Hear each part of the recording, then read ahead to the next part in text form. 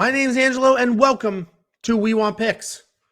I am going to walk through the entire UFC Vegas 43 fight card. I'm going to give you my DraftKings insight, who will probably end up in my lineup, who will not be in my lineup, and where you can find some spots, get some solid plays with your very limited DraftKings budget. Go to wewantpicks.com/DraftKings. We have a free league. It costs you absolutely nothing to join. Our contests are free. And if you win, I'll send you $5, just as straight up as a thank you for no reason. But if you're a member and you win, which means you've clicked the join button under this video, you have a fancy crown in the comments, I'll send you $30 if you win the league. That simple. Tons of free money. Check it out, wewantpicks.com/DraftKings. So I'm going to jump in here, break down this card, break down all 12 fights, who I think is going to win and their price points. But this is one of the very rare weeks where nothing has changed. Nothing. Weigh-ins went off without a hitch. Everybody looked fine. Everybody made weight. No fights dropped. No COVID issues. This card has stayed together from Monday to Friday. No issues. So there's not much new to talk about. So let me give you my breakdown, the exact same information that I gave you on Tuesday, because the reality is nobody's skill set has changed since Tuesday. And I watched those weigh-ins closely, and all was well. Everybody looked the same. wewantpicks.com/DraftKings. Let's dive right in. So we have 12 fights. Nothing has dropped yet. I have sorted the fighters by most expensive to least expensive, as we normally do. And right out of the gate, the first fight of the night is one of the most expensive fighters on the entire card. We have Luana Pena, and she is fighting Sam Hughes. Luana's a powerful striker. She's got decent takedowns. She's coming off a weird DQ where everybody called her a quitter. She basically was illegally kicked very hard and then didn't continue to fight, right? Took a DQ win because it was illegal. But let's be honest, she was dominating that fight. It was 4 minutes into the first round. She already had 4 takedowns, a bunch of strikes. She was dominating. Some people say, I'm not going to name names, some people say she was tired, took the easy way out because she was exhausted. But let's be realistic. She was beating the hell out of Ronda Marcos and would have beat the hell out of Ronda Marcos in that fight. So she scored 129 points in that. You know, it does technically a first-round stoppage, so it's a little, the points are a little skewed, but she did have, I said 4 takedowns. She had 5 takedowns, 30 strikes, and 2 minutes of control time, or 30 significant strikes, and 2 minutes of control time in under 1 round. I think Luana Pena does that same thing to Sam Hughes, minus the illegal kick. She's fighting Sam Hughes. Sam Hughes is a decent striker, and she's aggressive, but she's super, super hittable. She gets taken down like crazy. In her last fight, she was taken down 4 times against Loma Lukbumi, who is a very small Muay Thai kickboxer. So I don't see much from Sam Hughes here. I don't see her being able to offer a lot against Luana Pena, but Luana Pena is $9,300. That is a lot of money to spend, and you just have to decide, do you think she's going to get a ton of takedowns? Because if she gets a ton of takedowns, which she might, those are 5 points each. So, 5 points each, those add up very quickly. So I don't know what I'm going to do with Luana, but I definitely think she's going to win. She should put up decent points. I don't know if you'll get your $9,300 worth. Then we have Tate Santos, another female fight. She's fighting Joanne Calderwood, who I now know has been remarried to somebody with the last name Wood. So she's now Joanne Wood. I was wondering where the Calder went, and now we know. So Tate Santos is kind of a beast, honestly. She's a striker. She hits hard. She's not incredibly technical, but she is powerful. She is athletic. She is willing to slug it out. And she has really good grappling. She averages almost 3 takedowns per fight. Joanne Calderwood, JJ Calderwood, JoJo Calderwood, or Joanne Wood, however you want to refer to her, she mixes up her techniques really well. She's also a striker, but she uses everything. Kicks, punches, elbows, and she does get fluid. She does get comfortable. This is a really tough fight for Tate, but I do think Tate beats on her. I think she's better everywhere. I think she's more dangerous on her feet, even though she won't be as technical. And she's definitely the better grappler who can get Calderwood or get Wood to the ground and make stuff happen there. If we look at her points, I mean, she scores pretty well. Obviously, 78 points against Robertson wasn't a ton, but she does score really well in her wins. Look at the takedown numbers. 2 different fights, she had 5 takedowns. And this one was against Molly McCann, who's also a very good striker. So I wouldn't be surprised if she took that approach. I wouldn't be surprised if she came out here, took Joanne Wood down a bunch of times to avoid any striking issues. And then in that case, she'll put up 100 or more. Again, $9,200. You just have to determine if you think that's worth it. Then we have Adrian Ynez fighting Davy Grant. Adrian Ynez, a nasty little striker. He's fun. He's technical. He has good power, and he has an incredible chin. Davy Grant, listen, we've seen him. He wrote himself a little bit of a knockout streak there, but he's actually a grappler at heart. He came into the UFC as a grappler, but he's developed knockout power and has gotten comfortable over time. It's an interesting fight. I do think it stays standing most likely, and if it does, Adrian Ynez should blow through Davy. We've seen Davy have chin issues, right? We've seen him get wobbled. We've seen him get rocked in some of his fights, and Adrian Ynez is not the type of guy you want to be out there testing your chin. And even if he does take down Adrian, right now, Adrian Ynez has a 100% takedown defense. Granted, those stats are a little skewed because he only 5 times has he needed to even defend a takedown. So he's defended all 5. He's 5 for 5. I guess we'll find out how good his takedown defense is because I imagine he's in a touch-up Davy. Davy will look to grapple, but I think Adrian Ynez is the real deal. My only hesitation here is if you look at this fight with Randy Costa, you're going to say, oh, wow, 106 points, and he got a KO in the second round. Here's the thing, though. He lost that first round. He just could not find a rhythm, couldn't get it going. He lost that first round and was well on his way to losing that fight, and then he just put it together, got a big shot in the second round, and capitalized from there. So, I guess you could say there's some random questions, but I think Adrian Ynez is probably a safe pick, should dominate this fight, could potentially put up some real points, especially with a KO, TKO. Shain Soriano, I'm not even going to attempt to pronounce his opponent's name, but Shain Soriano is fighting Sha'ilan, and then the last name, you can see it on the screen. There's a 0% chance I get that correct. But this is an interesting matchup. Shain Soriano, $9,000. I'm on the other side of this. I think this fight is close. I think these odds are wrong. Shain does have heavy hands. He's incredibly fast, but we haven't really seen him do what he's supposed to do in the UFC. We've seen him cut in 2015. We've seen him come back just a few months ago, and he lost that fight. On the regional scene, he looks like a killer. He gets to the UFC and just, for some reason, can't put it together. Maybe it's the higher level of competition. Maybe it's the pressure. I don't know. But Shain Soriano, while very talented, hasn't been able to be his talented self inside the UFC. Where Sha'ilan, listen, my only hesitation is his striking defense is not great. He gets hit a good amount. But, he comes forward. He fights well. He has a bully style where he'll push you against the cage. He'll just bully you around, big shots, big punches. He plots forward and he works takedowns from there. And he works takedowns pretty well. He'll transition from one to another. I'm on the other side of this pick, so I'm definitely not spending $9,000 on a guy who's been very inconsistent in the UFC. Look at this. He doesn't have a single win in the DraftKings era of the UFC. So I'm not on this side of the pick, and I'm certainly not spending this money in DraftKings. We have Sean Brady in the co-main event against Michael Chiesa. Listen, this is an interesting one because this is a tough fight. This is a good, close fight. And it should be a ton of fun. Michael Chiesa, we all know, big, strong guy, good grappler, miserable stand-up. He does not want to stand up. He's not good at stand-up. He just immediately wants to get it to the ground and work from there. And he is big and strong and has cardio and can push the pace, which makes Michael Chiesa dangerous. Sean Brady is also a very high-level grappler, very good grappler. He's got legit power in his hands. He comes forward, throws bombs. He'll do some spinning techniques. And he's dangerous on his feet, and he's definitely dangerous on the ground.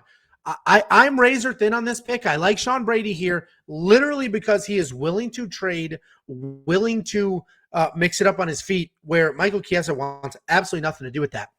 And if you look at Michael Chiesa's last fight, he had, what's his name? He had Vicente Luque on the ground, could have taken his back and worked from there. Instead, he jumped on the neck, got way too excited.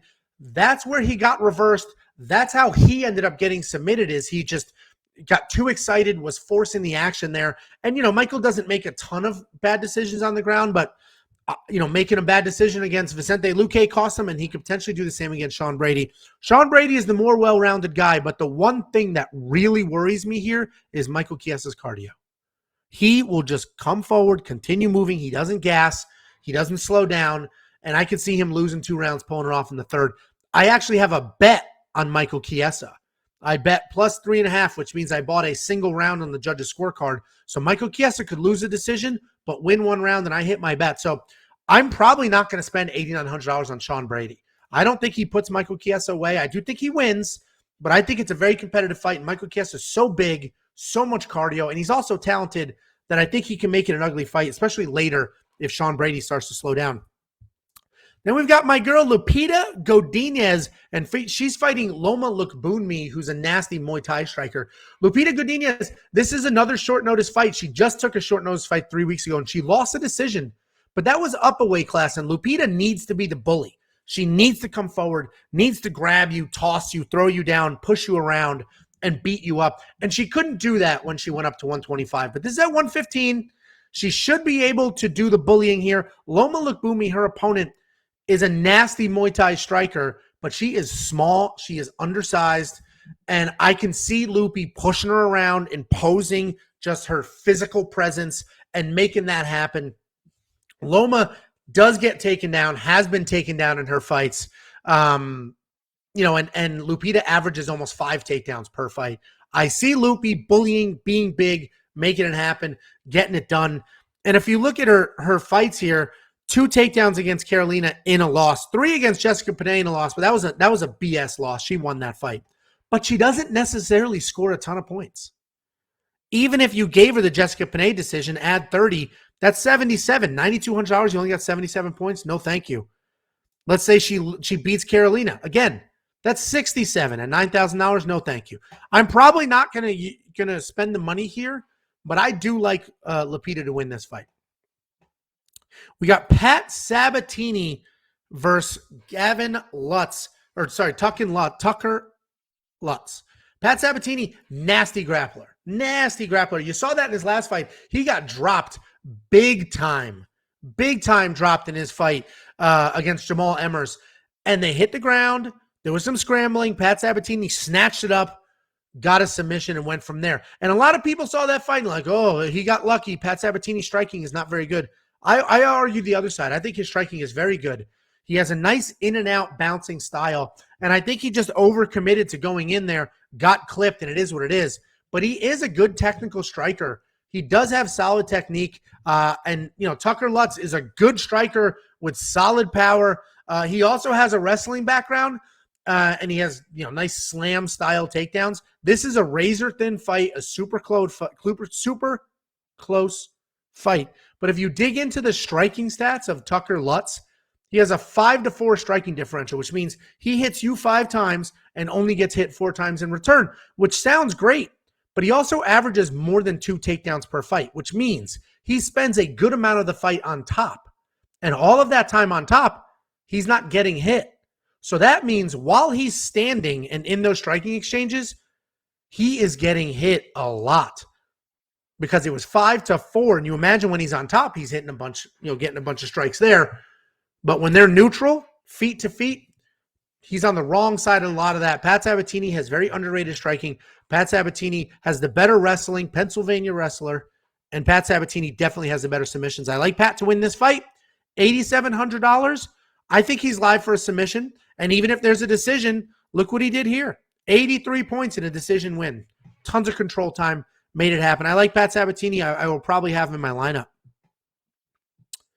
Take a look at Cody Durden. Cody Durden is fighting Aori Lang or Kiori Lang. His name's listed a few different ways. But Cody Durden's a wrestler. He throws big, looping power punches to close the distance, and then he gets takedowns. Takedowns are good. He chains wrestles. Solid. Always hunting. His takedown accuracy is listed at 30%, but that's literally because he's always hunting for a takedown. So he'll lose 3 and then get 1 and bang, 30%. Keelang, Aoriang, Keelori. He's well-rounded, incredible pressure, always comes forward.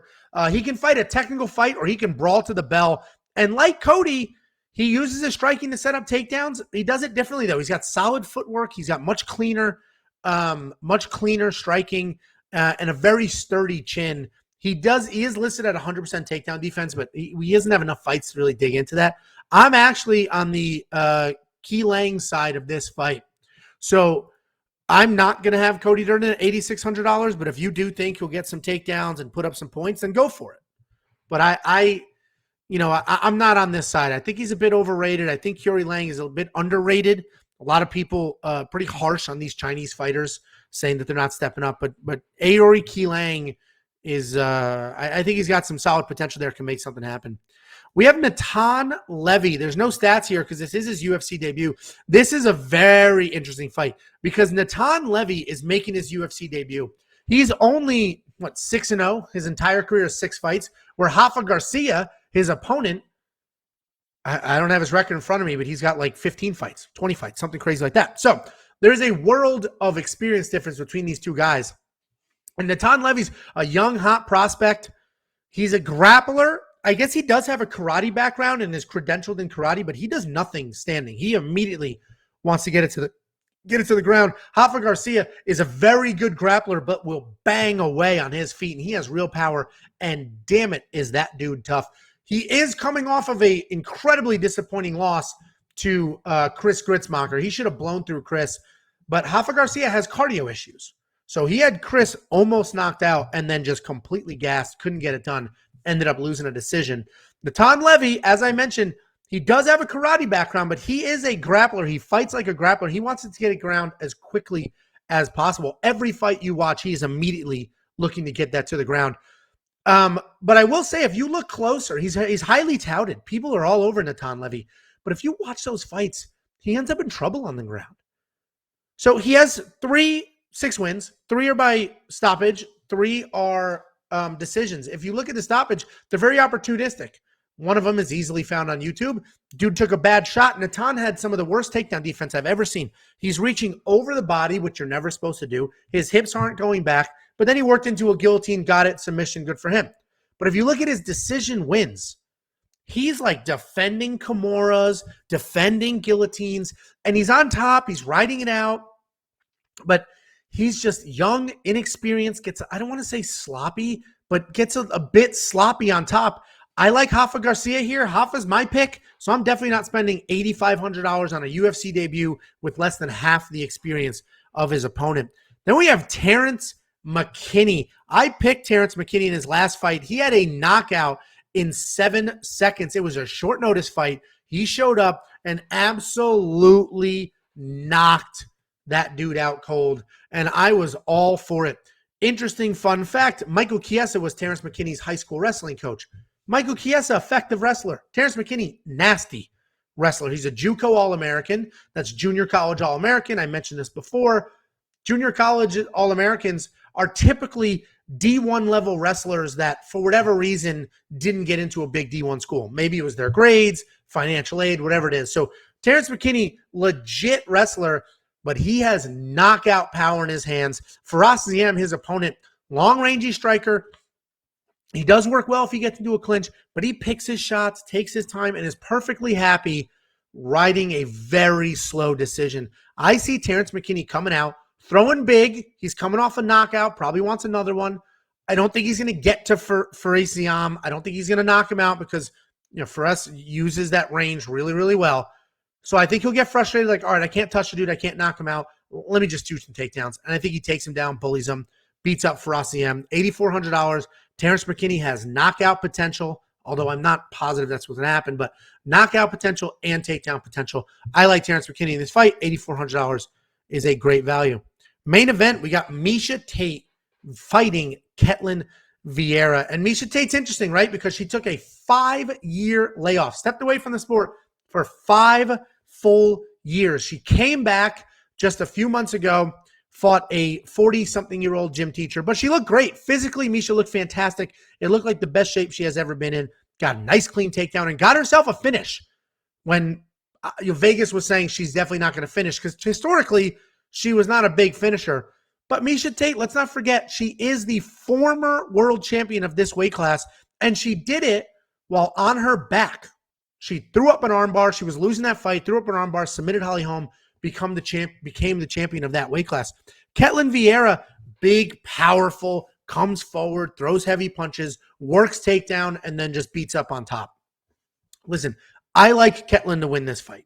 But if you're on the Miesha Tate side, grab her. It is a 5-round fight, likely goes the distance, and we're talking $8,300. That's basically even money. If you're on this side, grab her.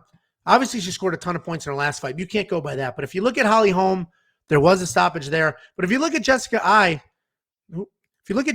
she scored 84 points in that decision. You know, like she puts up numbers if she wins, because if she wins, it's because she got some takedowns. She had some control time. She beat up on top. I think she's on the wrong side of all of that, but she is a true veteran. I do think she loses, but again, if you're on this side, $8,300 is a great price point for a fight that probably goes to decision and is 5 rounds. Let's take a look. We have Kyung Ho Kang, and he is fighting Rani Yahya. This is a battle of the grapplers. Rani Yahya is an incredible grappler. High-level Brazilian Jiu-Jitsu. Pretty well-rounded. His striking's getting better. He's got big, powerful hands, and his takedown attempts are relentless. He literally never stops. Just shoot. Tries to get the ground. Kyung Ho Kang, who we see here at $8,200, he hasn't fought in 2 years. He is well-rounded. He uses range to keep you at distance, but when he wants to work in, he comes in, he works his own takedowns, and takedowns, grappling is absolutely his path to victory. The problem is that's his path to victory in most fights. He's fighting Rani Yahya, phenomenal grappler. I don't know if he wants to be on the ground with Rani. So it's a weird situation where Kang is going to have to go against his instincts, go against his best skill set to try to keep this standing, because if it stays standing, he can probably beat Rani. The problem is if he goes to the ground, I don't think he can beat him there, and I think he gets beat up. So Rani Yahya is the pick. I don't think Kang is going to pull this off. I'm not going to have him in my lineup, but again, we're in the middle of the pack here. If you're at this price, grab him. If you like him, $8,200, you can't go wrong, because let's look at his last two. 93 in that decision, because he had 3 takedowns, a bunch of control time. 3 takedowns against Davis, bunch of control time, 100 points. Had a submission, 118. And yes, it is absolutely possible he takes Ronnie down, stays on top, and avoids getting submitted. That's obviously possible. That's just a dangerous game to play with somebody like Rani Yahya. I'm not going with Kang, but certainly we're talking even money, so you might as well give it a shot if you're on that side. And that's it. I broke down every single fight. But what I want to do very quickly is let's take a look. Who are we going to look at here? Let's take a look at Keelang. He's only had 1 fight in the UFC, and it was a loss. But he put up 67 points. He had 3 takedowns, a bunch of strikes, and some control time. And this is the type of guy, $7,600, I'll have him in my lineup. Even if he lost at $7,600, put up 67 points, you'll do well. Last week's perfect lineup had a loss in it. 2 weeks ago, or was it 2 weeks ago? Sorry, 2 weeks ago, the perfect lineup had a loss. Actually, so did last week. So you want to get 6 people who will win. You want to get 6 stoppages if you can. If not, chase these people who do well in losses. Put up big points in their losses. They go out there, they get something done. They put up solid points. That's the breakdown, guys. Don't forget to join the free DraftKings League, wewantpicks.com/DraftKings. If you're a subscriber and you win the league, I'll send you $5 just for supporting us for no reason other than thank you. If you're a member, I'll send you $30 if you're a member. Click the join button on this video. Become a member. I'll see you on Saturday. Before you go to wewantpicks.com/bets. You've heard me mention this a million times, but I'm going to do it again. wewantpicks.com/bets. We have 3 different betting partners. All 3 of them offer deposit matches. All 3 of them will give you free money.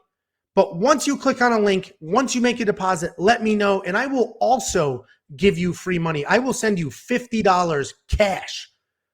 PayPal, Venmo, Cash App, however you want it, I will send you $50. Just make a deposit. Let me know. I'll need your username. I'll verify the deposit, and I will get you paid. It is that simple. Literally just to thank you for supporting us, supporting our partners, supporting the channel.